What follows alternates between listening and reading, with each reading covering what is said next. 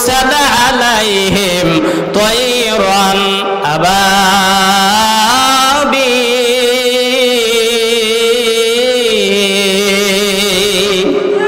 জোরে কোন একবার আল্লাহু আকবার। আল্লাহ রাব্বুল আলামিন ডাক দিয়ে বলেন আমি ঝাঁকে ঝাঁকে পাখি বাড়াই দিলাম সেই বাইতুল্লাহ চত্বরে।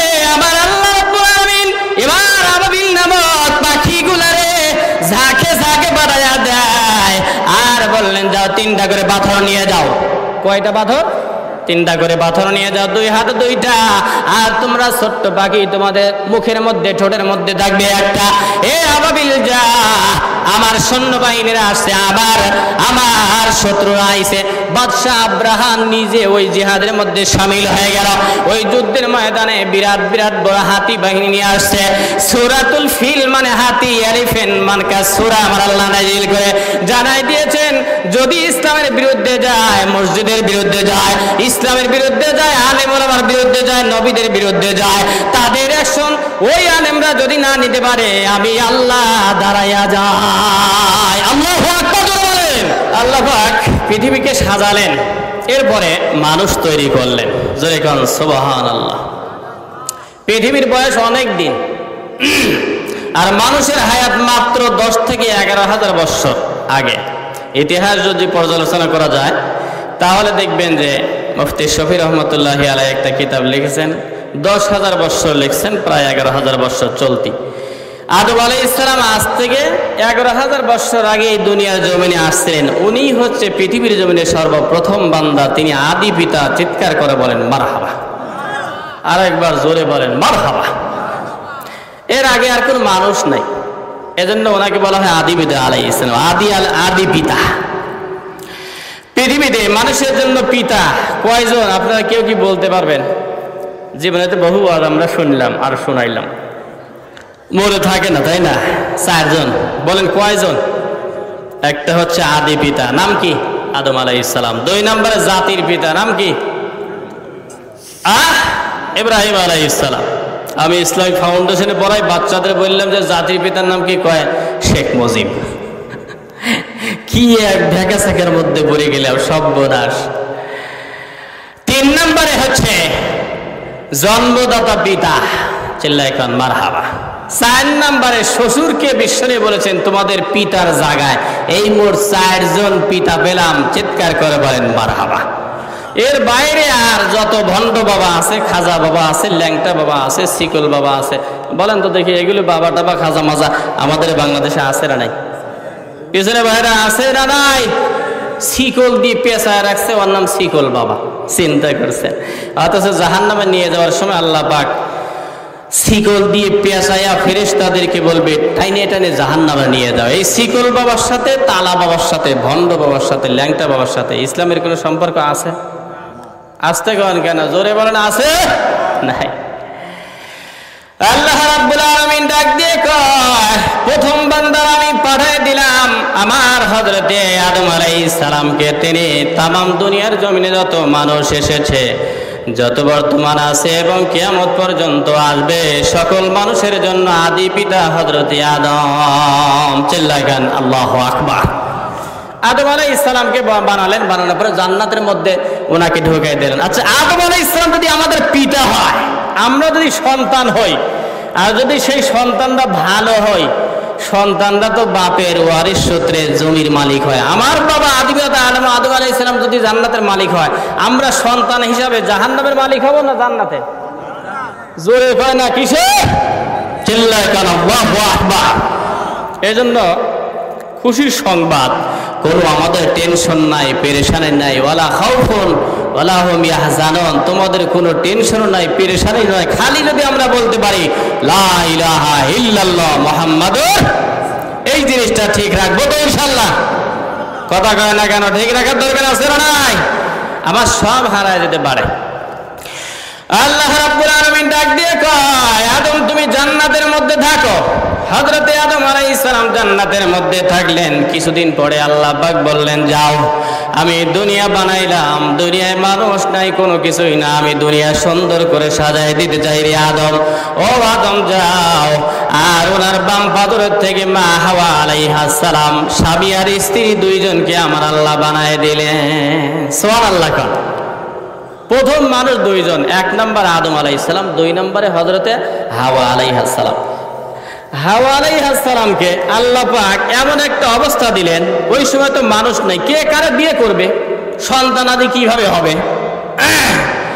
সেই জন্য আল্লাহ রাব্বুল আলামিন ডাক দিয়ে কয়, হারে তোর গর্ভের মধ্যে আমি আল্লাহ দুইটা করে সন্তান দিলাম, একটা ছেলে আর একটা মেয়ে, বিয়ে কার সঙ্গে কার হবে?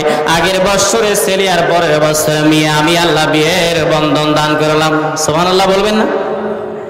হাবিল আর কাবিল, এই ইতিহাস আপনাদের জানা আছে না নাই?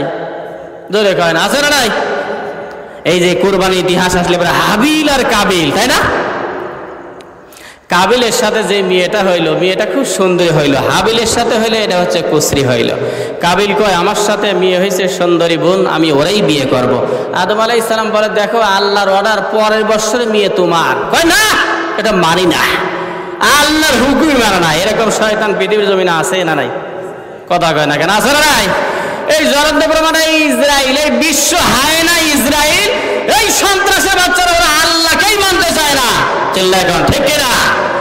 আরে আদম আলাইহিস সালামকে আল্লাহ পাক এরকম সিস্টেম দিলেন।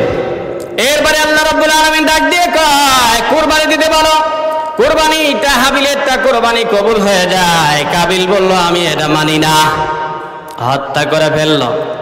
তিনটা সন্তান দিয়েছিলেন, এক নম্বর হাবিল, কাবিল আর শীস আলাইহিস সালাম। আদম আলাইহিস সালাম এক নম্বর নবী, দ্বিতীয় নম্বর নবীর নাম হযরতে শীস আলাইহিস সালাম। সুবহানাল্লাহ। তিনটা বেটা, এক নম্বর হাবিল, কাবিল আর শীস আলাইহিস সালাম। কাবিল হাবিলকে হত্যা করলে এক ভাই চলে গেল, বাসে কাবিল আর শীস। শীস আলাইহিস সালামকে আল্লাহ পাক নবী বানায় দিলেন। সুবহানাল্লাহ বলবেন না? আচ্ছা, নবী কি মিছিল করে হয়, নির্বাচন করে হয়? ওলি হওয়া যায়, গাউস হওয়া যায়, কুতুব হওয়া যায়, মুহাক্কিক আলেম হওয়া যায়, মুফতি হওয়া যায়, মুহাদ্দিস হওয়া যায়, পীর সাহেব হওয়া যায়। কিন্তু নবী আর রাসূল এটা কি নির্বাচন করে হয়, ধর্মঘাট করে হয়? নবুয়াতির মিশন, এই নবুয়াতির নবুয়াত, এই নম্রিশন দিতে পারে শুধুমাত্র একটা হেডকোয়ার্টারের মালিক। সেই হেডকোয়ার্টারের মালিকের নাম কি বলেন তো দেখি? জোরে কোন, তিনি কে? আল্লাহ রাব্বুল আলামিন ডাক দিয়ে কয়, শীষে তোর নবী বানায় দিলাম। এ শীষ, আমি আল্লাহ পাক তোমারও নবী বানায় দিলাম। হাবিল আর কাবিল, কিন্তু কাবিল হাবিলরে হত্যা করে ফেললো একটা নারী সংগৃহীত একটা ঘটনাকে কেন্দ্র করে। তার মানে হলো, কাবিল বলল, আমার সাথে যেই বোন বিয়ে হয়েছে আমি তারে বিয়ে করতে চাই। পৃথিবীর জমিনে সর্বপ্রথম মারামারি হয়েছে, হত্যা খুন হয়েছে একটা নারীকে নিয়ে। আল্লাহ পাক ডাক দিয়ে বললেন, নারীদের জায়গা ঘরের মধ্যে, পর্দার মধ্যে, বোরকার মধ্যে, ওখানে যার জায়গা যে সেখানেই দিয়ে দাও। দুনিয়ায় রক্তপাত হবে না, ইফতিজিন হবে না, জিনা হবে না, দুনিয়ার জমিনে আর কোনো ফিতনা থাকবে না। কথা কয় না কেন, ঠিক না? এই জন্য পর্দার পক্ষে আমরা কারা কারা দুহাত তুলে দেখা, লিল্লাহি তাকবীর। আমারে বিদ্যালয়ে লেখা থাকে, কি লেখা থাকে? যৌন হয়রানি থেকে বিরত থাকুন, দণ্ডনীয় অপরাধ। ইফতিজিন থেকে বিরত থাকুন, ইফতিজিন বন্ধ করুন। এইটা দেওয়ালে লিখে রাখে। আর নারীদেরকে সুন্দর করে সাজায় গুছায়, হাতেও কাপড় নাই, পায়েও কাপড় নাই, বুকেও কাপড় নাই, মাথায় কাপড় নাই, মুখেও কাপড় নাই। কথা বলেন না কেন, ঠিক না? ঠিক। এখন মনে হচ্ছে বিনোদন নায়িকা বানায় স্কুলে যায় আর লিখে রাখে, এগুলোর থেকে আপনারা সাবধান। আচ্ছা বলেন তো দেখি, বিড়ালের সামনে একটা শুটকি আপনি ঝোলায় রাখলেন আর বলছেন, বিড়াল খবরদার, শুটকি যদি আক্রমণ করে তাহলে কিন্তু 10টা বেতরা আঘাত। ওই বিড়াল কি শুনবে? জোরে কয় না কেন, শুনবে? এই আল্লাহ দুনিয়ার বান্দা বান্দিরা, যদি বিড়ালকে বাঁচাইতে হয় শুটকির থেকে, শুটকিকে পর্দার মধ্যে দিয়ে দেন, বয়ামের মধ্যে দিয়ে দেন, অথবা একটা কৌটার মধ্যে আটকে রেখে দেন। তাহলে বিড়াল আর আক্রমণ করতে পারবে না। কথা কয় না কেন, ঠিক না বেঠে?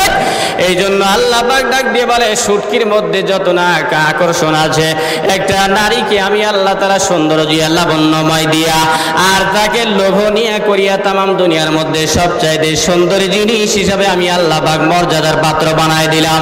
তোমরা এই পরীক্ষায় পাস করতে পারবে না, এই জন্য পর্দার মধ্যে দিয়ে দাও, ঘরের মধ্যে দিয়ে দাও, আর জীবনে ইফতিজিন হবে না, ধর্ষি দাও, নারীর মুখ দেখা লাগবে না। ঠিক না বেঠে? আমাদের পর্দা মানার তৌফিক দান করুন, সকলে বলি আমিন। এক নম্বরে হযরত আদম আলাইহিস সালাম, দ্বিতীয় নম্বর হযরত শীশ আলাইহিস সালামকে আল্লাহ পাক নবুয়ত দান করলেন। হযরত শীশ আলাইহিস সালামকে আল্লাহ পাক একটা সন্তান দান করলেন, ওই সন্তানের নাম হযরতে নূহ আলাইহিস সালাম। বলেন তো নামটা কি বললাম? আর একবার জোরে বলেন, নামটা কি বললাম? হযরত নূহ আলাইহিস সালামকে দ্বিতীয় আদমে সানি বলা হয়। দ্বিতীয় আদম বলা হয় কারণ ওনার যেমন একটা প্লাবন হয়ে গেল, আসমান থেকে পানি নাজিল হয়ে গেল, জমিনের থেকে পানি উদ্গত আরম্ভ হয়ে গেল, আসমান পর্যন্ত পানি আর পানি, দুনিয়ার সব মরে গেল। আদম আলাইহিস সালাম একটা কিস্তি বানায় দিলেন, ওই কিস্তির মধ্যে 40 জোড়া মানুষ, দানব ছাড়া আর কিছুই বাঁচলো না। জোরে জোরে করলে একবার মারহাবা, আর একবার জোরে বলেন দেখি মারহাবা। একটা নৌকা জুদি নামক পাহাড়ে যাইতে যাইতে খালি পানি আর পানি, চুলার মধ্যে থেকে পানি ওঠে, জমিনের থেকে পানি ওঠে, আসমান থেকে পানি নামে। আল্লাহ রাব্বুল আলামিন ডাক দিয়ে বলে, আসমান রে পানি নাজিল করে দাও, এ জমিন পানি তুমি বাহির করিয়া দাও। চুলার মধ্যে থেকে পানি উদ্গত হইতে আরম্ভ করলো, জমিনও পানি ছেড়ে দিয়ে দিল। এরপরে আসমান থেকে পানির বন্যার মতো, ঝর্ণার মতো বৃষ্টির পানিগুলো পড়তে আরম্ভ করলো। সেই সময় তামাম দুনিয়ার জমিনে পানি আর পানি, ওই পানির কারণে তামাম দুনিয়ার জমিনে পানি হয়ে যায়, সব শেষ হয়ে যায়। আল্লাহ রাব্বুল আলামিন ডাক দিয়ে বললেন, এ নূহ, তোমারে আমি আল্লাহ তাআলা, তোমারে আমি আল্লাহ রাব্বুল আলামিন 4টা সন্তান দান করলাম। এক নম্বরে সাম, হাম, ইয়াফিস আর ইয়াম। এই 4টা সন্তানের মধ্যে ইয়াম বেচারা এই পিরাবনে পড়ে দুনিয়া থেকে ধ্বংস হয়ে গেল, কারণ ওই সন্তানটা ছিল নাস্তিক, ইসরাইল মার্কা মানুষ, সন্ত্রাস হইলে আমার আল্লাহ সহ্য করে না। আর নূহুর মতো বান্দা যদি হয়, তার ঠিকানা হবে আল্লাহর জান্নাত। চিল্লায় করে একবার মারহাবা। সাম, হাম, ইয়াফিস, ইয়াম। নূহ আলাইহিস সালামকে বেটা দিল 4 বেটা। জোরে কোন কয়টা? আরো জোরে বলেন কয়টা? ইয়াম হচ্ছে নাস্তিক। পৃথিবীতে অনেক মানুষ আছে নাস্তিক, তারা আল্লাহকে মানতে চায় না। তারা যদি জিজ্ঞাসা করা হয়, আচ্ছা আল্লাহকে মানো না কেন? কয় যে আল্লাহকে দেখা যায় না তাই মানি না। এটা জোরে বলবেন না, নাউযুবিল্লাহ। অথচ নাস্তিকরা যদি বলো, অনেক জিনিসই তো দেখতে পাও না, তারপরে তো মানো। যেমন ফুলের ঘিরান আছে না নাই? পিছনে ভাইরা জোরে গান আছে না নাই? কিন্তু দেখা যায়। আতরের ঘিরান আছে না নাই? দেখা যায় না, কিন্তু আছে না নাই? এই যে তারের মধ্যে বিদ্যুৎ আছে না নাই? দেখা যায়? দেখা তো যায় না, তো মানে কেন? বাংলাদেশ থেকে বহু বছর আগে 2টা ছেলে লন্ডনে গিয়েছে। জোরে কোন কোথায় গিয়েছে? আরো জোরে বলেন কোথায়? একটু জোরে আওয়াজ দিয়ে কোন কোথায়? লন্ডনে গেছে। প্রফেসর সাহেব এখন বলতেছে, এই বাচ্চারা শোনো, দাঁড়াও, তোমরা কোন ধর্মকে? আমরা মুসলমান ধর্ম। চিল্লায় কোন মারহাবা, আরো আস্তে কোন মারহাবা। স্যার বলল, এই তো তোমাদের সমস্যা, তোমরা মানে আল্লাহ মানে কহ সুবহানাল্লাহ বলবেন না? আল্লাহ দেখছো? বলে না। তারপরে মনে করো দেখো নাই, তাও তোমরা বিশ্বাস করলো, আবার মেনেও নিয়েছো। তো এটা তো আমার কমন সেন্সে ধরা পড়ে না, আমার মাথায় আমি নিতে পারি না। ওই প্রফেসর ডাক দিয়ে বলতেছেন, বেচারা নাস্তিক ছিল, এহুদি খ্রিস্টান, আল্লাহরে মারে না, নাউযুবিল্লাহি মিন যালিক। আসতে বড় ছাগল এগুলি, কত জিনিস বোঝে, যে সৃষ্টি করলো তারাই বুঝতে পারে না সৃষ্টিকর্তা কে। জোরে কয় না কেন? কে?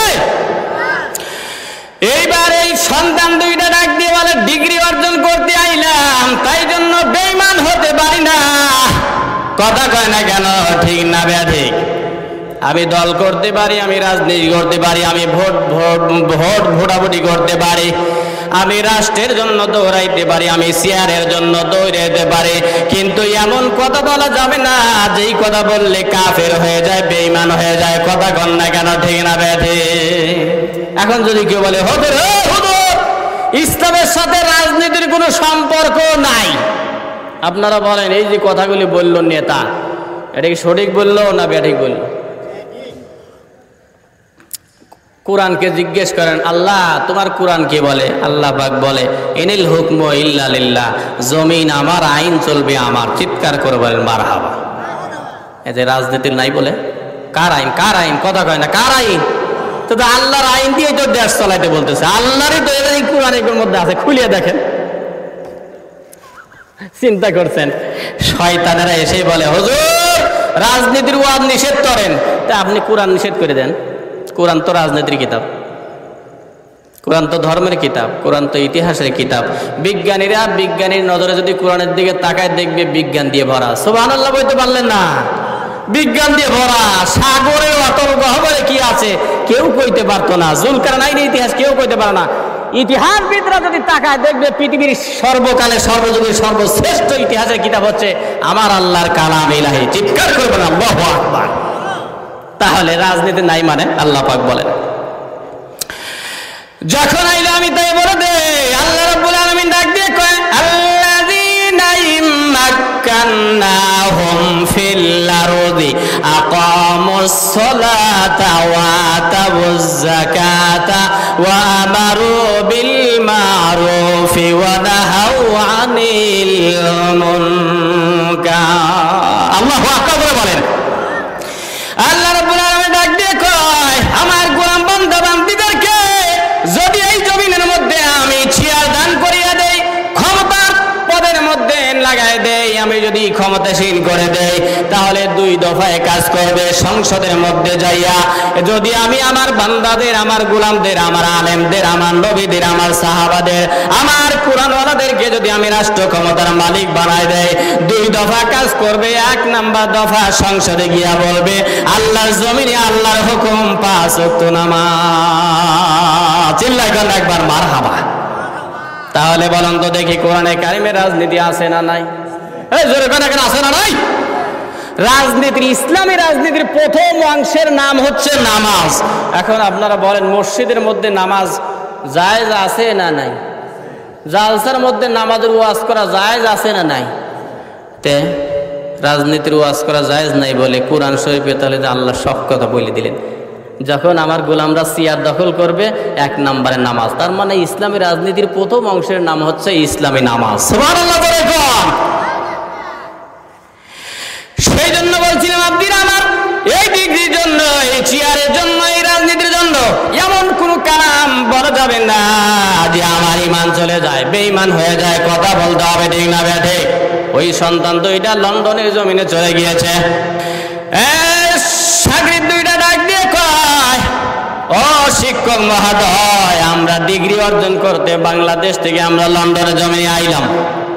তাই বলে আমরা ডিগ্রির জন্য আমরা কাফের হইতে পারি না, বেঈমান হইতে পারি না, আমরা ঈমান ছেড়ে দিতে পারি না। কন্যা একবার মারহাবা।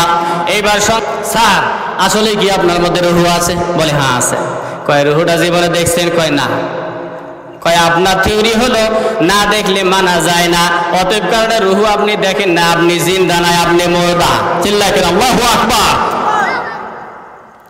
সোজা আঙ্গুলে ঘি না উঠলে আঙ্গুলটা কি করা লাগে? জোরে কয় না কেন, কি করা লাগে? বাঁকা করতে হয়। এইবার ওই আল্লাহর বান্দা ডাক দিয়ে বলে মুসলমানের বাচ্চারা, আমি তো জানতাম না, এইভাবে ভাবি নাই। অবশ্যই আছে।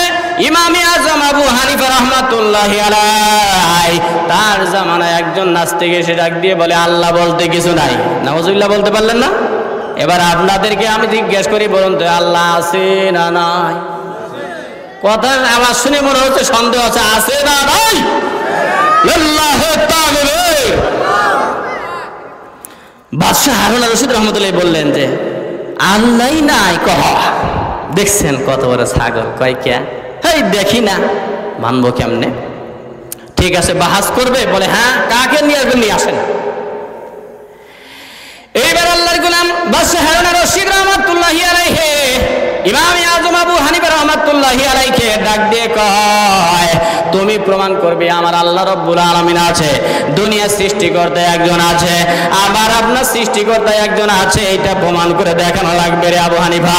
ও আল্লাহর গোলাম, তুমি কি রাজি আছো? তাই দিত না, এই জালেমের বাচ্চারা দুনিয়া থেকে বিদায় করে দিয়েছে। কথা কয় না কেন, ঠিক না ঠিক? আরে গোটা পৃথিবী বিক্রি করলে একটা ছাই দিয়ে আপনি দিতে পারবেন? আর শেখ হাসিনা, খালেদা জিয়া, এদের মতো মানুষ ঘরে ঘরে পড়ে আছে।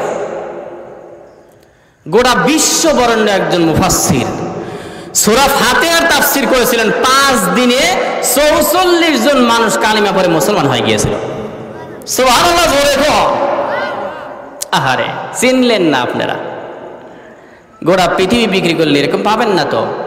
আল্লামা মামুনুল হক সাহেবের কি দোষ? আপনারা যে জেলখানায় দিলেন, রিমান্ডে দিলেন, কোনো দোষ তো নাই। মুহাম্মদ রাসূলুল্লাহকে 3 বছর আবু জেহেল জেলে দিয়েছিল। বলেন তো দেখি, ওইটা কি ন্যায় ছিল নাকি অন্যায়? এই যত মানুষ দাওয়াত দিবে, হকের দাওয়াত দিবে,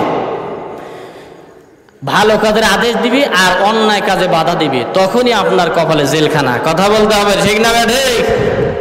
ফিলিস্তিনের কি অন্যায়? কোনো অন্যায় নাই। ওই জালেমের বাচ্চারা, ইহুদির বাচ্চারা তিলে তিলে শেষ করে দিচ্ছে। যেই কথা বলছিলাম আমার হযরত ইমামে আবু হানিফা রাহমাতুল্লাহি আলাইহি শুক্রবারের দিন 10 ঘটিকার সময় নদীর পাশে বাহাস হয়ে যাবে। বাহাসের ডেট দেওয়া হলো, সামনে আছে নদী, ওই পারে একটা বাহাস হয়ে যাবে। ওই নাস্তিকের বাচ্চারা সকলেই দলবল নিয়ে ওখানে এসে হাজির হয়ে গেল, কিন্তু মুসলমানের প্রতিনিধিত্ব করবে ইমামে আযম আবু হানিফা রাহমাতুল্লাহি আলাইহি আসে নাই। 1 ঘন্টা দেরি করে আসলেন। দেরি করে আসার সঙ্গে সঙ্গে নাস্তিকরা বলতেছে বাহাস পরে হবে। ইমামে আযম বলো, এত বড় গুরুত্বপূর্ণ একটা বাহাস তুমি 1 ঘন্টা সময় লেট করে আইলা কেন? আগে এইটা বলো। বলেন তো দেখি, 1 ঘন্টা দিয়ে এত বড় গুরুত্বপূর্ণ একটা বাহাস দেরি করে আসার পিছনে কারণ আছে না নাই? জোরে কয় না কেন, আছে না নাই? আল্লাহর ওলি ডাক দিয়ে বলে, শোনো, তোমরা কি জানো না ওই জায়গায় একটা নদী আছে? ওই নদীর সামনে আমি আইলাম, আসার পরে দেখি ওখানে একটা কিস্তিও নাই, নৌকাও নাই, কিছুই নাই। হঠাৎ করে আমি পার্শ্বে তাকাইলাম, বিরাট বড় একখানা আমি জঙ্গল দেখলাম। ওই জঙ্গলের মধ্যে বিরাট বড় একখানা গাছ দেখলাম। গাছের মধ্যে বিরাট বড় একটা আমি ডাল দেখলাম। ডালটা এমনি ভেঙে পড়ে গেল। ওই ভাঙ্গা ডালটা আবার ফরাই হয়ে গেল, এমনি তক্তা হয়ে গেল। তক্তাগুলো এমনি ঢক ঢক করে জোড়া লেগে গেল। এরপরে লোহা লাকড়ি চলে আসলো, হাতুড়ি দিয়া পেট্রোল লাগে, এমনি একে একাই সেই নৌকাটা হয়ে গেল। ওই নৌকা আস্তে আস্তে নদীর কন্যারে চলে আইলো। ওই নৌকার মধ্যে আমি উঠলাম, আসতে আমার 1 ঘন্টা দেরি হয়ে গেল। এই না দেরি হয়ে গেল, সেই নাস্তি ডাক দিয়ে বলে, এ আবু হানিফা, এটা কিসের কথা? তুমি আমার মাথায় ঢোকে না। ইমামে আযম আবু হানিফা ডাক দিয়ে কয়, কেন বাবা, আমি জানতে চাই। আল্লাহর ওলি, আল্লাহর গোলাম ওই নাস্তিক বান্দা ডাক দিয়ে বলে, এমনি একটা তক্তা ভেঙে গেল, এমনি ডাল ভেঙে গেল, এমনি তক্তা হয়ে যায়, এমনি ঢক ঢক করে বাড়ি লাগলো। এমনি একটা নৌকা হয়ে যায়, এমনি ওই নৌকার মধ্যে উঠলেন, মাল্লা নাই, মাঝি নাই। এমনি আপনি নদীর পার্শ্ব দিয়ে আপনি চলে আসলেন, এবারে পার হয়ে চলে আসলেন। এটা তো আমার বুঝে আসে না, মিস্ত্রি ছাড়া কেমনি নৌকা হয়ে যায়? এইবার আবু হানিফা রাহমাতুল্লাহি আলাইহি তিনি ডাক দিয়ে বলে, আমারও তো একই প্রশ্ন রে বাবা। সাধারণ একটা ছোট্ট নৌকা যদি মিস্ত্রি ছাড়া না হইতে পারে রে গোলাম, এই জমিন কি করে হইল একজন মিস্ত্রি ছাড়া? ওই বড় আসমান কি করে হইল একজন মিস্ত্রি ছাড়া? চন্দ্র আর সূর্য কে বানাইলো মিস্ত্রি ছাড়া? চিল্লাই করলে একবার আল্লাহু আকবার। এইবার নাস্তিকের চক্ষু খুলিয়া গিয়েছে, জ্ঞানের বিবেক খুলে গিয়েছে। এবার ডাক দিয়ে কয়, সিজদার মধ্যে পড়ে যায়। এবার ডাক দিয়ে বলে, ইমামে আযম আবু হানিফা রে, হাতটা বাড়ায় দাও, আমারে কালিমা পড়ায় দাও, লা ইলাহা ইল্লাল্লাহু মুহাম্মাদুর রাসূলুল্লাহ। আমরা নাস্তিক হতে পারি না, আমরা আস্তিক। আমরা বলি অবশ্যই আল্লাহ আছে, হিসাব হবে একদিন। চিল্লায় কোন ঠিক না? ঠিক। নূহ আলাইহিস সালামকে 4 বার দান করলেন, সাম হাম ইয়াফিস ইয়াম। এই ইয়াম বেচারা হচ্ছে নাস্তিকের বাচ্চা। নাস্তিক পিলাবনের মধ্যে পড়ে গেল, বিশাল বড় এই পানির মধ্যে পড়ে গিয়েছে। ইয়াম দুনিয়ার জমিন থেকে বিদায় নিয়ে চলে গেল। 3 ভাই বাঁচলো, সাম, হাম, ইয়াফিস। প্রথম নাম্বার সন্তান সাম আলাইহিস সালামকে আল্লাহ পাক নবুয়তি দান করলেন। চিল্লায় এখন মারহাবা। হযরত সাম আলাইহিস সালামকে আল্লাহ রাব্বুল আলামিন একটা বেটা দান করলেন। ওই বেটার নাম হলো ইব্রাহিম। আল্লাহ পাক ডাক দিয়ে বলে মিল্লাতা আবিকুম ইব্রাহিম।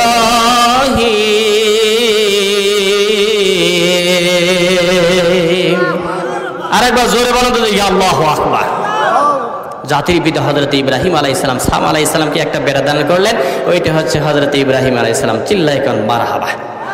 আরেকবার জোরে কোন মারহাবা। ইব্রাহিম আলাইহিস সালামকে আল্লাহ পাক 2টা বেটা দান করলেন। কয়টা? এই আমি কি আলোচনা আজকে করব কোন তো? ইহুদি কি এই ইহুদির বাচ্চা কোত্থেকে আইলে? এই জন্য কিন্তু আদম আলাইহিস সালাম থেকে টাইনে নিয়ে আসতেছি। স্মরণ আছে আপনাদের?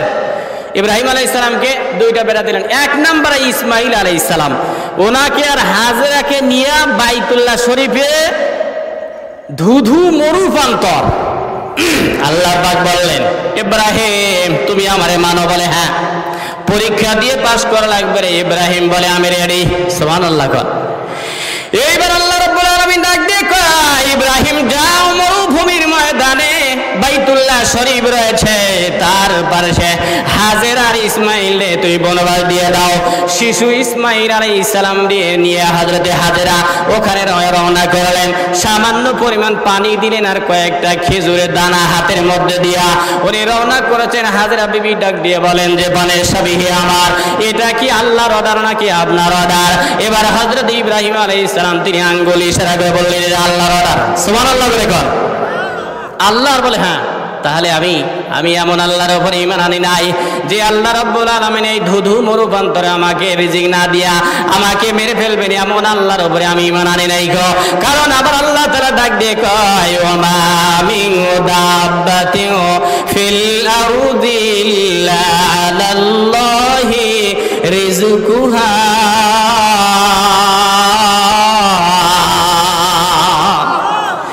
এই দুনিয়ার জমিন স্তরে হোক জলের মধ্যে হোক এমন কোন বান্দাবান্দি নাই, এটা মানুষ হোক দানব হোক পশু পাখিদের জন্য সমুদ্রের মধ্যে যারা আছে বলুন তো দেখি সকলকে রিজিক দেয় কে? আর জোরে বলেন রিজিক দাতা কে? আল্লাহ রাব্বুল আলামিন ডাক দিয়ে বলে আমি তো রিজিক দাতা, এ হাজেরা আমি তোরে মারবো না। এবার হাজেরা আলাইহিস সালাম ডাক দিয়ে বলে পানের স্বামী আমার আপনি জড়িয়ে যান। পানিও ফুরায় গেল, খেজুরও ফুরায় গেল। ইসমাইল আলাইহিস সালাম শিশু সন্তান 86 বছর বয়সে দোয়া করে এই সন্তানটা পাইছিলেন। চিৎকার করে বলেন মারহাবা। এই সন্তান যদি মারা যায় মা বাপ কি সহ্য করে থাকার মতো বিষয়? সহ্য করা যায়? তখন আল্লাহর কাছে দোয়া করে আল্লাহ বাঁচাও, আল্লাহ বাঁচাও, আল্লাহ বাঁচাও। ইব্রাহিম আলাইহিস সালাম যায় না। আল্লাহ পাক বলে পরীক্ষা, ফিরেও তাকানো যাবে না। সুবহানাল্লাহ বলে গো। জান্নাত চান পরীক্ষা দেয়া লাগবে। এখন বর্তমান জমানায় সবচেয়ে বড় পরীক্ষা হচ্ছে ইসরায়েলের বিপক্ষে ফিলিস্তিনের পক্ষ হয়ে জিহাদে অংশগ্রহণ করা সবচেয়ে বড় পরীক্ষা। চিল্লায় বলতে হবে ঠিক না ব্যাঠে? জিহাদ করার জন্য কারা কারা রাজি আছে? দুহাত তুলে আল্লাহর দরবারে দেখান লিল্লাহি তাকবীর। বিশ্বনবী বলেছেন জিহাদ করলো না, আকাঙ্ক্ষাও নাই, ওর মৃত্যু মুনাফিকের মৃত্যু হবে। আর যে ব্যক্তি জিহাদ করে শহীদ হয়ে যায় পিঁপড়ার কামড়ের যন্ত্রণাও হয় না, জীবনের সব গুনাহ মাফ হয়ে সে জান্নাতি হয়ে যায়। সুবহানাল্লাহ বলে কোন। এজন্য জিহাদ করা লাভ না লস? জোরে কোন, লস না লাভ? এইবার ইব্রাহিম আলাইহিস সালাম, ইসমাইল আলাইহিস সালাম আর হাজরা আলাইহিস সালামকে ওখানে রেখে দেওয়া হলো। হাজরা আলাইহিস সালাম একবার দৌড় মারে। ওই যে আমাদের আল্লাহর ঘর ভাই আব্বা মসজিদের মধ্যে টিম টিম করে যেমন লাইট গুলো জ্বলতেছে, এইরকম দেখবেন তীব্র যখন গরম হয়ে যায় রোদের সময় বাইরে যদি আপনি দূরের দিকে তাকান তাহলে ঝিমঝিম ঝিমঝিম করে, মনে হয় ঝিক ঝিক ঝিক ঝিক করতেছে, মনে হয় ওখানে পানি ঢেউ খেলতেছে। কথা কয় না কেন? ঠিক না ঠিক? এইবার হাজরা আলাইহিস সালাম তিনি সাফা পাহাড়ে রওনা করলেন। মনে মনে ভাবলেন মনে হয় ওখানে পানি আছে, আবার মারওয়ায় আবার রওনা করলেন, কারণ আমার শিশু ইসমাইল এখনই যদি খাবার না দেওয়া হয় তাহলে শেষ হয়ে যাবে। এইভাবে 7 বার চক্কর মারলেন। মারার সঙ্গে সঙ্গে আল্লাহ পাক ডাক দিয়ে বলে, হাজেরা রে, তোর এই দৌড় মারাটা আমার ইসমাইল ভবিষ্যতে পয়গম্বর বানাবো, নবী হবে। এই নবীর জন্য যেহেতু তুমি দৌড় মারলা, এই দৌড়টা আমি আল্লাহর কাছে বড় পছন্দ হয়ে গেল। সেই জন্য আল্লাহ পাক ডাক দিয়ে বলে, হাজেরা, কিয়ামত পর্যন্ত যত আমার গোলাম পাগলরা হজ করার জন্য আসবে, এই সাফা মারওয়ায় তাদের দৌড় মারা আমি আল্লাহ ওয়াজিব করে দিলাম। সুবহানাল্লাহ করে বলেন, চিৎকার করে বলেন মারহাবা। পায়ের গুড়ালে আঘাত লাগে পানির ফোয়ারা জারি হয়ে গেল। এই পানির নাম হচ্ছে জমজমের পানি। এই পানি যে নিয়তে খাবে আল্লাহ পাক সেই দুরারোগ্য ব্যাধির থেকে মুক্তি দান করে। সুবহানাল্লাহ বলে কম। হাজিরা আসলে পরে পানিটা খাবেন, আল্লাহর সাথে শেয়ার করবেন। এর জমজমের পানি ভালো করে দেন, বলেন ভালো করে দেওয়ার মালিক কে? 1 নম্বর সন্তানকে রাখলেন এই বাইতুল্লাহর মরুভূমির বান্দরে। 2 নম্বর সন্তান হযরত ঈসা আলাইহিস সালামকে রাখলেন এই ইসরাইলে, জেরুজালেমের মধ্যে, জেরুজালেম মানে ওই জায়গার পাশে। হযরত ঈসা আলাইহিস সালামকে আমার আল্লাহ রাব্বুল আলামিন একটা বেটা দান করলেন। ওই বেটার নাম হযরত ইয়াকুব আলাইহিস সালাম। ইয়াকুব আলাইহিস সালামের আরেক নাম হচ্ছে ইসরাইল। ওই ইসরাইল নাম অনুপাতে সেই রাষ্ট্রের নাম হয়ে গেল ইসরাইল। এই ইসরায়েল রাষ্ট্র কোত্থেকে আসলো আপনারা কি পাইলেন? ইব্রাহিম আলাইহিস সালামের কয় বেটা? 1 নাম্বার ইসমাইল। কোথায় রাখলেন?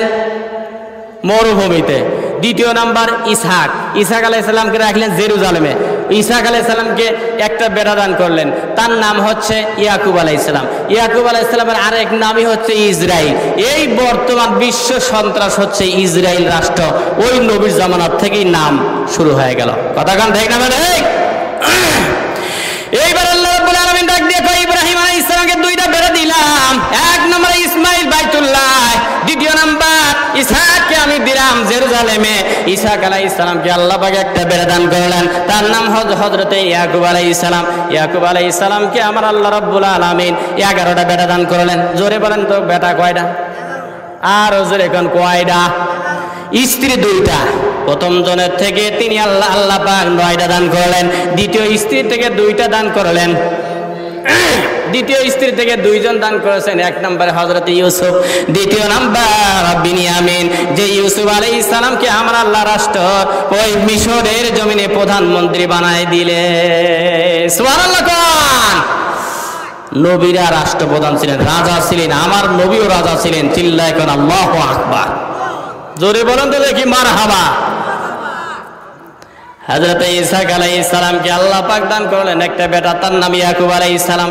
ইয়াকুব আলাইহিস সালামকে 11টা বেটা দান করা হলো। প্রথম স্ত্রী থেকে 9 জন। এই 9 জনের মধ্যে সবচাইতে বড় মানুষের নাম ছিল, বড় বেটার নাম ছিল ইয়াহুদা।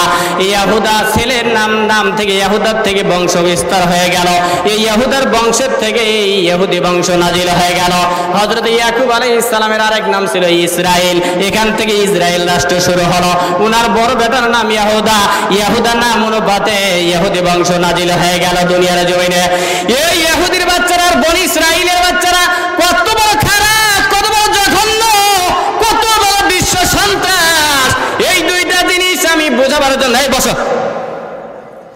আমি বোঝাবার জন্য 2টা ওয়াকিয়া আমি আপনাদেরকে উদাহরণ স্বরূপ আমি বোঝাই। বনি ইসরাইলরা কত বড় খারাপ ছিল আর ইহুদিরা কত বড় খারাপ। হিটলার 60 লক্ষ ইহুদিদেরকে দুনিয়ার থেকে বিদায় করে দিয়েছিল, আর ইচ্ছা করে কয়েকজন ইহুদিদেরকে মারছিল না। কেন মারা না? ইহুদিরা কত বড় জঘন্য এটা যেন বিশ্ব টের পায়। এখন আমরা টের পাইছি ইহুদিরা সবচাইতে বিশ্ব খারাপ এবং সন্ত্রাস। চিল্লায় কেন ঠিক না? এত জঘন্য আর এত খারাপ পৃথিবীতে মানুষ হতে পারে না। বনি ইসরাইলরা কত খারাপ একটা কথা বলে।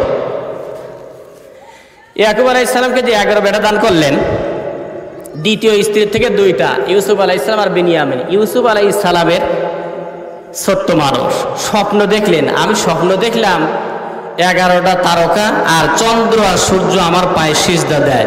বাপের নাম ছিল ইয়াকুব আলাইহিস সালাম, তিনি আল্লাহর পয়গম্বর। সুবহানাল্লাহ জোরে বল। আল্লাহর পয়গম্বর এই স্বপ্ন শোনার সঙ্গে সঙ্গে ব্যাখ্যা বুঝতে পারলেন, আমার ইউসুফ একদিন মিশরের রাষ্ট্রপ্রধান হতে যাচ্ছে। সুবহানাল্লাহ বলবেন না? মানুষ এখন আশ্চর্য হয়ে যায়, হুজুররা রাজনীতি করবে? বাদশাহ জুলকারনাইন ছিলেন একদিকে রাজনীতিবিদ আর একদিকে আল্লাহর নবী। সুবহানাল্লাহ কোন? হযরতে সুলাইমান আলাইহিস সালাম একদিকে নবী আর একদিকে রাজনীতিবিদ। হযরতে দাউদ আলাইহিস সালাম একদিকে নবী আর একদিকে রাজনীতিবিদ। হযরতে ইউসুফ আলাইহিস সালাম একদিকে নবী আর একদিকে রাজনীতিবিদ। মিশরের তিনি রাষ্ট্রপ্রধান হয়ে গেলেন। সুবহানাল্লাহ বলতে ইচ্ছা করে না? এরপরে বিশ্বনবী আলাইহিস সালাম তিনি মদিনার রাজা ছিলেন, মদিনার প্রধানমন্ত্রী ছিলেন। চিৎকার করে বলেন মারহাবা। আর একটু জোরে বলা যাবে না মারহাবা? উনি চলে গেলেন, আবু বকর রাজা, ওমর দ্বিতীয় রাজা, ওসমান 3 নম্বর রাজা, হযরতে আলী মদিনার রাজা 4 নম্বরে বান্দা। চিল্লাবেন আল্লাহু আকবার। ওনারা একটা কিতাব দিয়ে রাষ্ট্র পরিচালনা করে গিয়েছিলেন, সেই কিতাবটার নাম কি বলেন তো? জোরে বললে খুশি হব। নামটা কি? আজও এই বিশ্ব কোরআনে কারিমের রাজনীতি দ্বারা চলতে পারে নাকি পারে না? জোরে কয় না কেন? পারে কি পারে না? এই জন্য আগামী নির্বাচন আমরা করবো আল কোরআনের নির্বাচন। কথা কয় না কেন? ঠিক না? ঠিক। কে কয় হতে পারে না? আমার রাসূল রাজা, হযরত ওমর দ্বিতীয় রাজা, আবু বকর প্রথম রাজা, ওমর দ্বিতীয় রাজা, ওসমান 3 নম্বর রাজা, সুলাইমান গোটা বিশ্বের রাজা, আর একদিকে আল্লাহর নবী। চিল্লায় কেন আল্লাহু আকবার। ভালো মানুষ যেখানে যাবে সেই জায়গাটা ভালো হয়ে যাবে। এখন মানুষ নিতে চায় না কেন জানেন? মানুষের একটা ধারণা হয়ে গেছে যে হুজুররা রাজনীতি করবে কে? তার কারণ হলো মানুষের ব্রেনের মধ্যে একটা জিনিস জায়গা বসে গেছে। সেই জিনিসটা হচ্ছে রাজনীতির অর্থ হচ্ছে লুটিয়ে পুটিয়ে খাওয়া, চুরি চামারি করে খাওয়া, ভাগ বাটোয়ারা করে খাওয়া, আর প্রতিপক্ষকে হামলা করা, হুজুরদের ধরে ধরে জেলখানায় দেওয়া, রিমান্ডে দেওয়া। কথা কয় না কেন? ঠিক না ঠিক? ঠিক এই কাজে হুজুররা কে? আসলে কি রাজনীতি মানে এইটা? চুরি চামারি, বাটপারি, মানুষ হত্যা, গুম, আয়না ঘরে ভর্তি করা, আলেম ওলামা নির্যাতন করা, এর সাথে রাজনীতির কোনো সম্পর্ক আছে? কথা কেন কেন? আছে? নাই। রাজনীতি করেছে মুহাম্মদুর রাসূলুল্লাহ। তিনি রাজনীতি করে চোরদের ভালো বানায় দিলেন, ধর্ষকদের, সমস্ত নারীদের সতীত্বের রাখাল, পাহারাদার বানায় দিয়েছিলেন। চিল্লায় কেন আল্লাহু আকবার। এর নাম হচ্ছে রাজনীতি। রাজার নীতি। সবচাইতে বড় রাজা একজন ইমাম থাকলে বলুন তো তিনি কে? আরো জোরে কোন তিনি কে?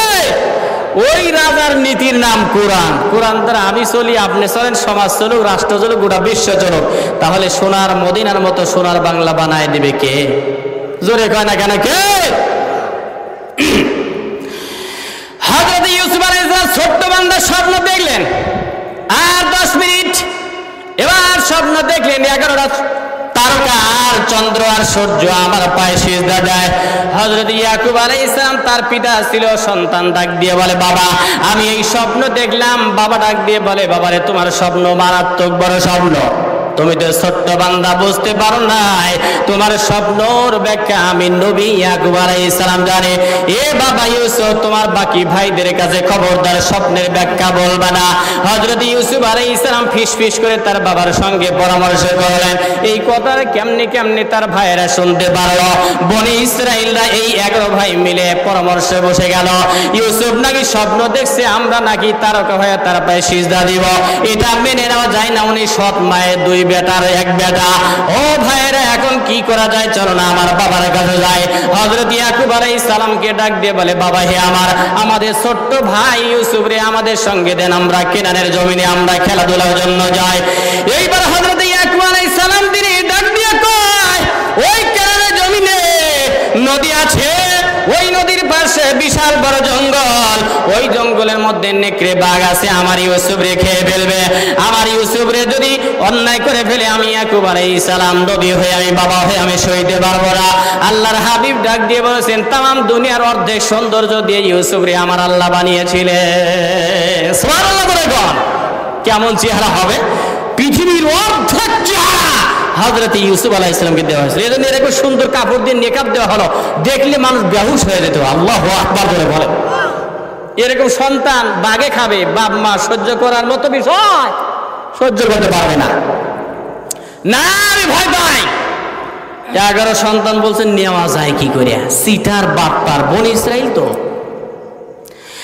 এইবার ডাক দিয়ে বলে, বাবা হে আমার 11 ভাই থাকতে ইউসুফ রে বাগে খাবে, কি করে আমরা মেনে নিতে পারি?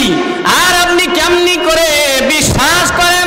এইবার ডাক দিয়ে বলে, ও বাবা, ইউসুফ রে আমরা খেতে দিব না, আমরা জীবনের মায়া জীবনের বিনিময়ে ইউসুফ রে আমরা অক্ষত রাখবো।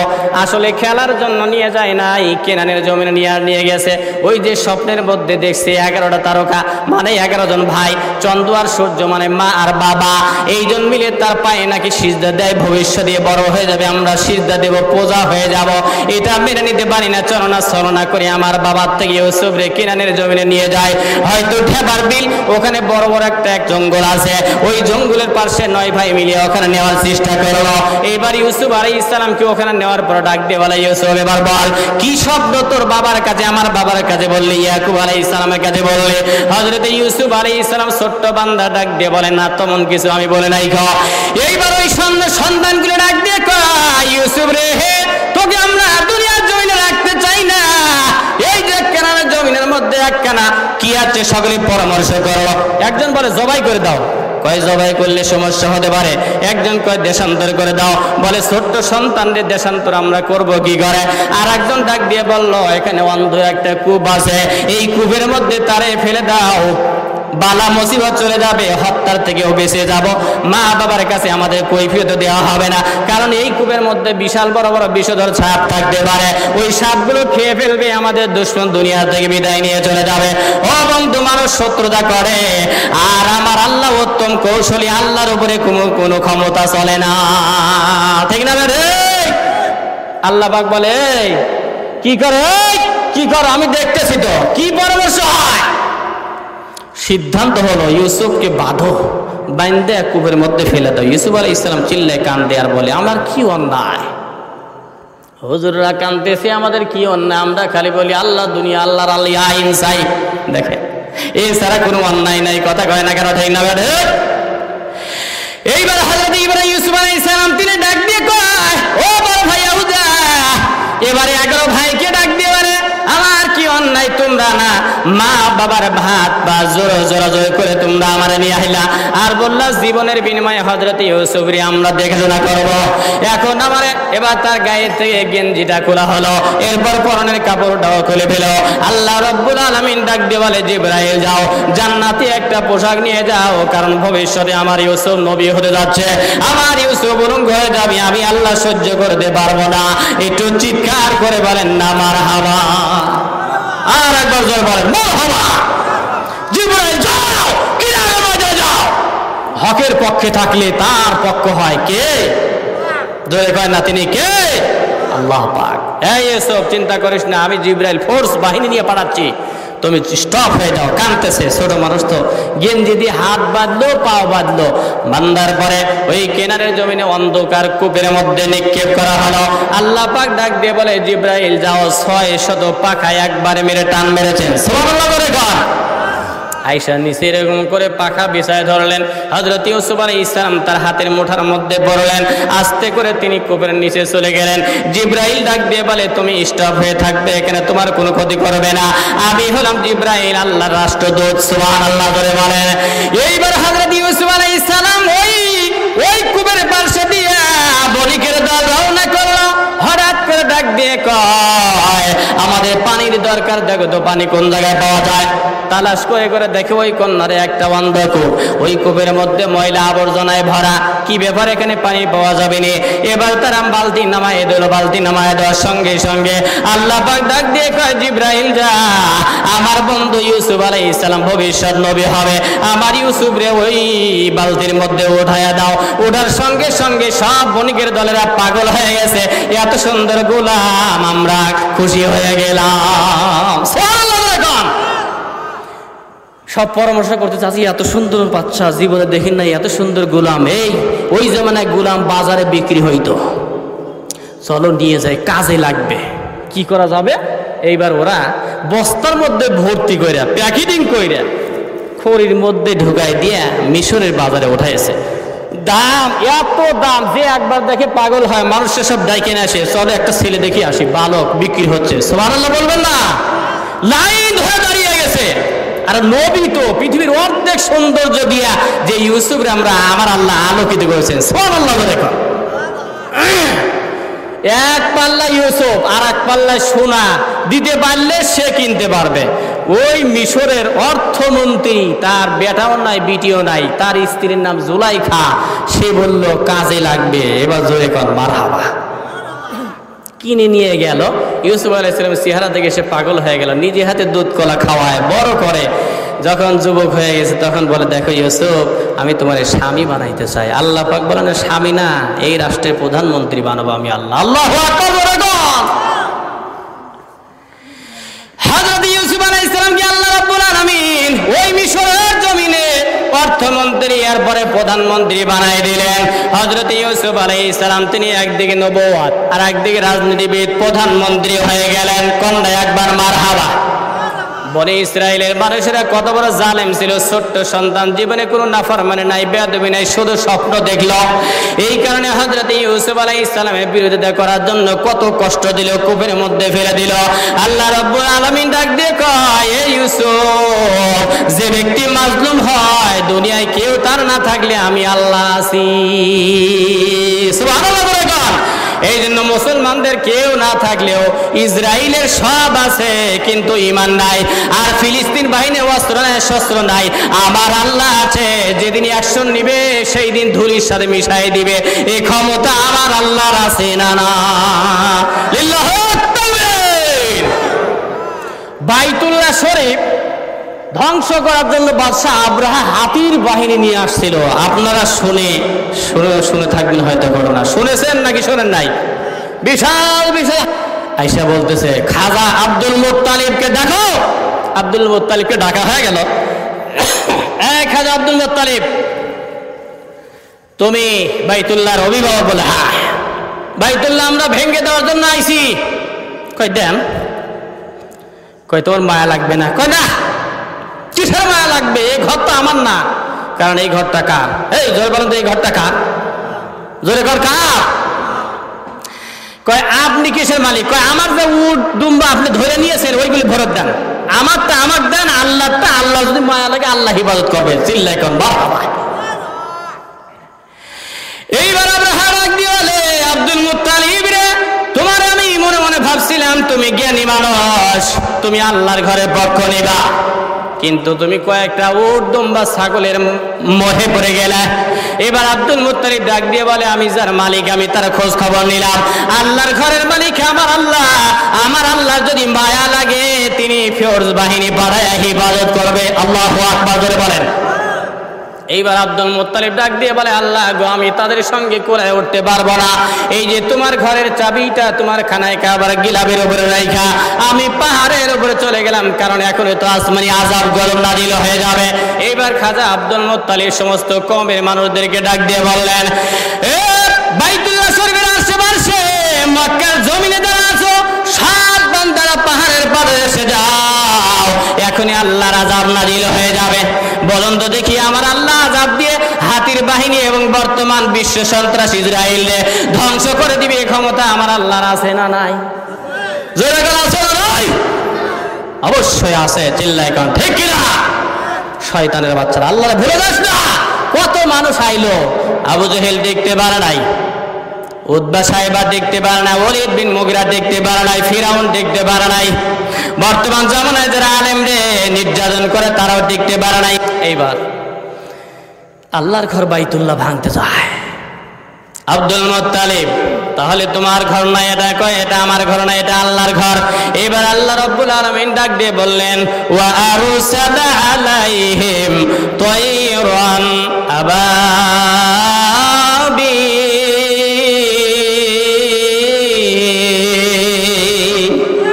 জোরে কোন একবার আল্লাহু আকবার। আল্লাহ রাব্বুল আলামিন ডাক দিয়ে বলে, আমি ঝাঁকে ঝাঁকে পাখি বাড়াই দিলাম সেই বাইতুল্লাহ চত্বরে। আমার আল্লাহ রাব্বুল আলামিন এবার আবাবিল নামক পাখিগুলারে ঝাঁকে ঝাঁকে বাড়াইয়া দেয়। আর বললেন, যাও 3টা করে পাথর নিয়ে যাও। কয়টা পাথর? তিনটা করে পাথর নিয়ে যাও, 2 হাতে 2টা। আর তোমরা ছোট্ট পাখি, তোমাদের মুখের মধ্যে ঠোঁটের মধ্যে থাকবে একটা। এ আবাবিল যা, আমার সৈন্যবাহিনীরা আসছে, আমার শত্রুরা আইছে। বাদশাহ আব্রাহা নিজে ওই জিহাদের মধ্যে শামিল হয়ে গেল। ওই যুদ্ধের ময়দানে বিরাট বিরাট বড় হাতি বাহিনী নিয়ে আসছে। সূরাতুল ফিল মানে হাতি, আরিফেন মানকা সূরা আমার আল্লাহ নাযিল করে জানাই দিয়েছেন, যদি ইসলামের বিরুদ্ধে যায়, মসজিদের বিরুদ্ধে যায়, ইসলামের বিরুদ্ধে যায়, আলেম ওলামার বিরুদ্ধে যায়, নবীদের বিরুদ্ধে যায়, তাদের অ্যাকশন ওই আলেমরা যদি না নিতে পারে, আমি আল্লাহ দাঁড়াইয়া যাই। আল্লাহু আকবার বলেন। ওই আল্লাহ এখনো আছে না নাই? জোরে বলেন না, কেন আছে না নাই? এইবার আল্লাহ রাব্বুল আলামিন বললেন, পাখি এবার যাও। তারা কিসির মিসির করিয়া 2টা পাটা দিয়া ঝাপটা মারে।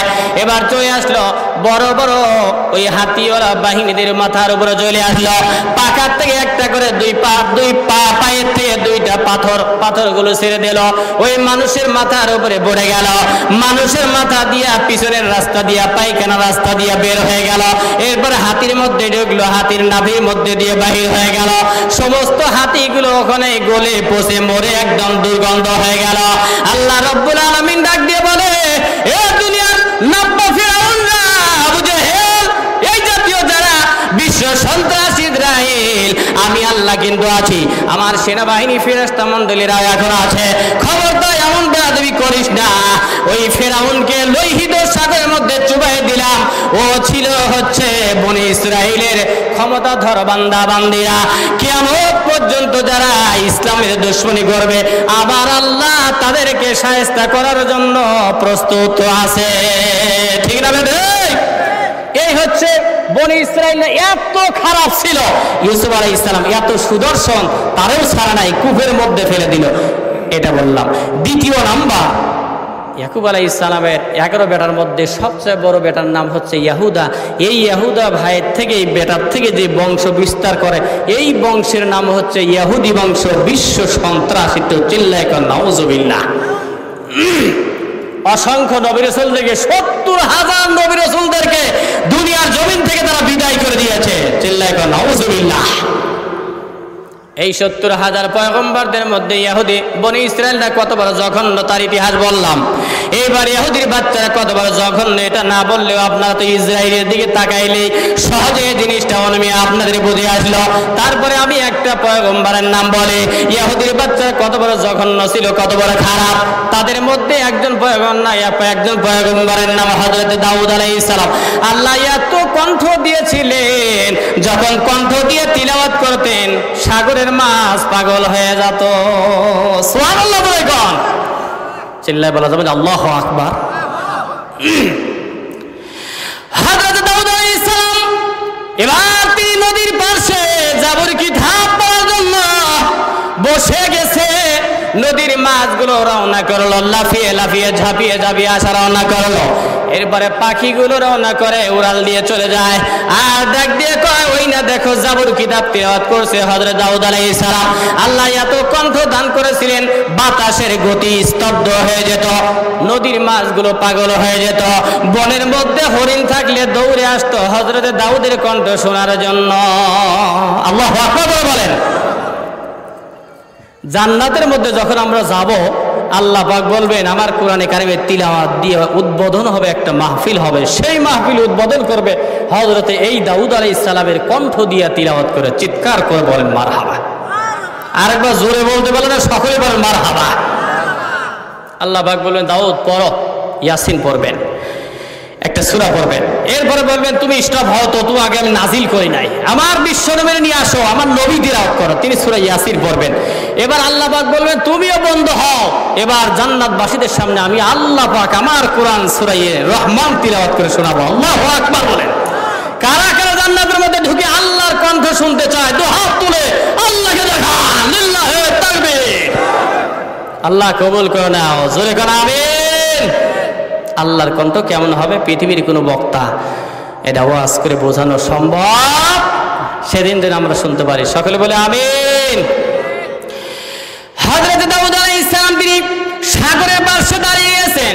এবার জাবর কিতাব তিলাওয়াত করার জন্য নদীর মাছগুলো সব লাফিয়ে লাফিয়ে ঝাঁপিয়ে ঝাঁপিয়ে রওনা করলো, চলে যায়। হযরত দাউদের কণ্ঠ একটু শুনে আসি, এত সুললিত কণ্ঠ আমার আল্লাহ দান করলেন, সুবহানাল্লাহ। হযরত দাউদ আলাইহিস সালামের কণ্ঠ শোনার জন্য মাছেরা আসে। আসলে তো নিয়ম ছিল, ইহুদির বাচ্চারা মানুষ, এরাই তো গিয়া শোনার কথা, কারণ ইহুদিদের পয়গম্বর হযরতে দাউদ আলাইহিস সালাম, তার উপরে জাবর কিতাব নাজিল হয়ে গেল, সুবহানাল্লাহ।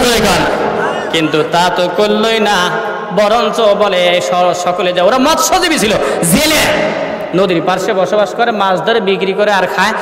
এত মাছ, সবচাইতে বেশি মাছ এই শনিবারের দিন হযরত দাউদ আলাইহিস সালাম যখন জাবুর কিতাব পড়তে আরম্ভ করিয়া দেয়, মাছেরা ওই দিন এত ভিড় জমায়, লাফিয়ে লাফিয়ে ঝাঁপিয়ে ঝাঁপিয়ে নদীর পার্শ্বে চলে আসে। ইহুদির বাচ্চারা এবার শনিবারের দিন মাছগুলো মারতে আরম্ভ করলো। আল্লাহ পাক ডাক দিয়ে বললেন, ইহুদির জাতেরা, ইহুদির বাচ্চারা, খবরদার 7 দিন মাছ মারবা, কিন্তু শনিবারের দিন মাছ মারবি না।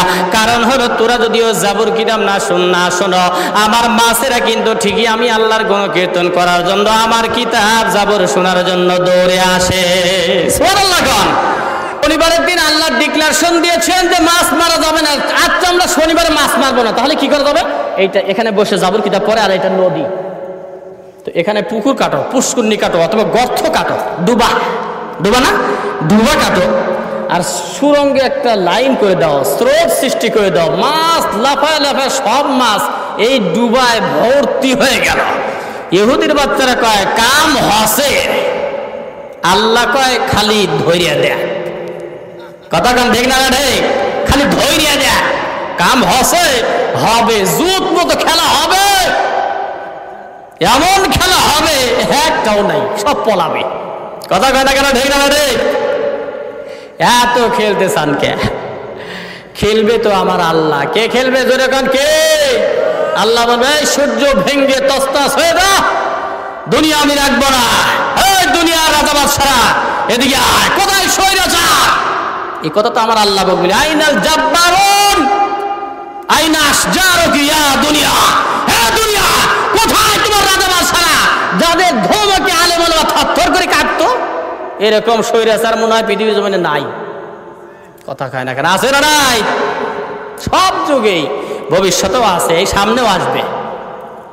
আল্লাহ পাক ওই দিন বলবে, এদিকে আয়, আলেমরা তো কিছু করতে পারে না, তোর সাইজ করা লাগবে, এদিকে আয়, এইদিকে আয়। ইনাল মুতাজাব্বিরুন, কোথায় অহংকারীরা, মুলুক হুকুম, কোথায় তোমার রাজা বাদশারা? আমার আল্লাহ পাক বলবে, চিৎকার করে বলতে হবে আল্লাহু আকবার। বলেন, আল্লাহর ক্ষমতা আছে না নাই? সামনে কবর, এরপরে হাসর, এরপরে ওই সেই ডাক শুরু হয়ে যাবে, চূর্ণ বিচূর্ণ করবে, কি খেলা হবে? ইসরাফিল এদিকে আসো, ফাইনাল খেলার ফু দিয়ে দাও, একটা ফুৎকার দিবে, দুনিয়া মেসাখার করবে। এই ক্ষমতা কার? জয় কয় না কার? এজন্য খেলবে তো আল্লাহ, তুমি তো গোলামের বাচ্চা, গোলাম কিসের খেলবে মিয়া? আলেম বাইরে কয় খেলবে, খেলা হবে, মাঠ কেবলই ঠিক করতেছি, অমনি পালায় সব চলে গেছে। ভবিষ্যতে যারা আসবে, খবরদার এমন বেয়াদবি করবেন না, সব কিন্তু সাইজ করবে আমার আল্লাহ। আল্লাহ আছে না নাই? এইবার হযরত দাউদ আলাইহিস সালাম এই শনিবারের দিন আল্লাহর কিতাব জাবুর কিতাব তিলাওয়াত করতে আরম্ভ করলেন, আর মাছগুলো লাফিয়ে লাফিয়ে ঝাঁপিয়ে ঝাঁপিয়ে রওনা করলো যায়।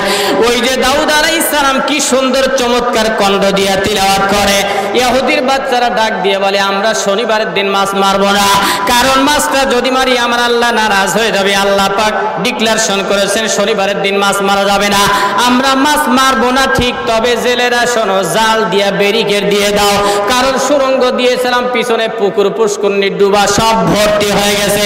আল্লাহ তাআলা ডাক দিয়ে কয়, ওয়া মাকারাল্লাহ আল্লাহু খায়রুল মাকিরিন।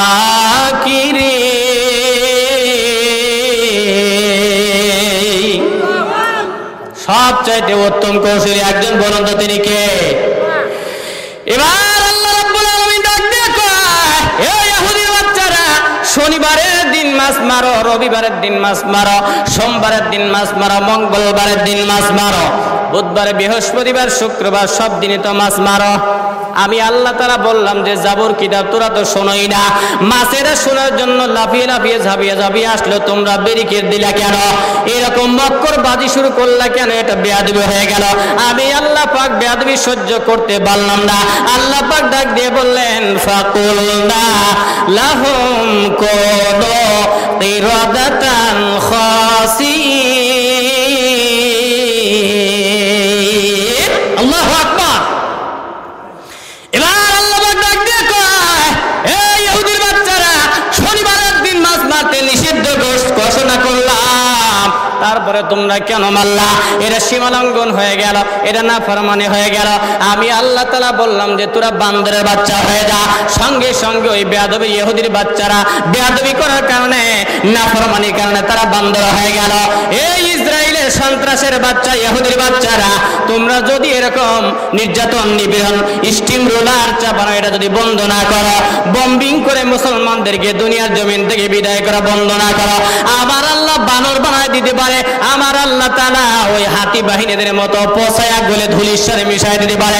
আমার আল্লাহ বদরের ময়দানে ফেরেশতা নাজিল করে যেমন সাইজ করে দিল, আমার আল্লাহ লোহিত সাগরের মধ্যে ফিরাউন নামক এই সন্ত্রাস সৈরাসী বাদশাকে দুনিয়ার জমিন থেকে বিদায় করেছিল। ওই আল্লাহ তাআলা আছে, আল্লাহ যদি গজব দিয়ে দেয় তাহলে তোমাদেরকে ধুলির সাথে মিশাই দিতে পারে। বলুন তো দেখি, এই আল্লাহ, আমার আল্লাহর সেই ক্ষমতা আছে না না? লিল্লাহি তাকবীর। এই হচ্ছে ইহুদির বাচ্চাদের ইতিহাস। এত বড় জঘন্য বেয়াদবি তাদের জন্মের সূত্রে বেয়াদবি করার মাদ্দা দিয়েই দুনিয়ার জমিনে আসে। এটা চিল্লা বলা ঠিক কিনা?